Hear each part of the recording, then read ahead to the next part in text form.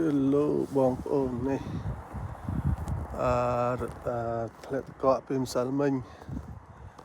It snowed yesterday so a lot of snow មើលនេះដល់នេះប្រហែលចង់1 foot នេះបងប្អូនមើល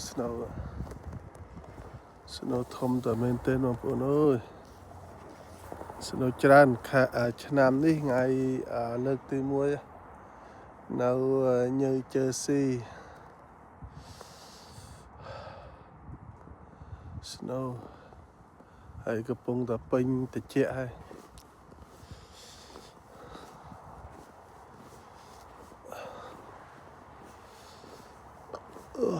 នាំបងប្អូនដើរមើល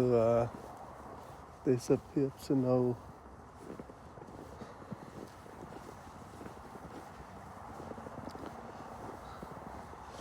នេះបងប្អូនឃើញនេះ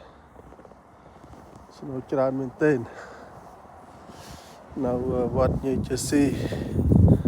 វត្តព្រះពុទ្ធរាំងសីឃើញនេះអូត្រជាក់ទឹកដើរដល់ក្រោយអត់ទេត្រជាក់មែនទែន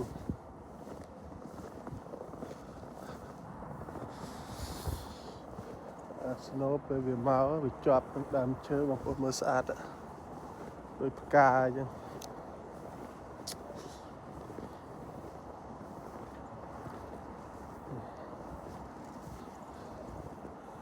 បងឃើញនេះស្អាត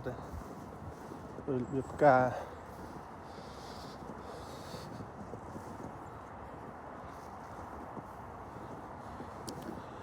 ដើមនេះដើមគ្រឹស្មាក់វាអត់មានអស់ស្លឹកវាអត់ងាប់វាសុទ្ធធន់នឹងកម្ដៅត្រជាក់ក្ដៅអីវាធន់បានអូស្អាតនេះ snow ផ្កាតកកដើមឈើហ្នឹងវាជាប់ snow ឲ្យបកកអញ្ចឹងទៅមើលទៅដូចផ្កាវ៉ាវ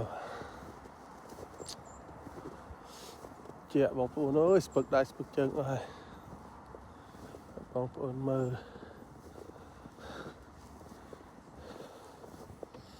គាត់អស់ហើយនេះវ៉ាវជាមែនទែនណាបងប្អូនមើលទេសភាពនេះប្លង់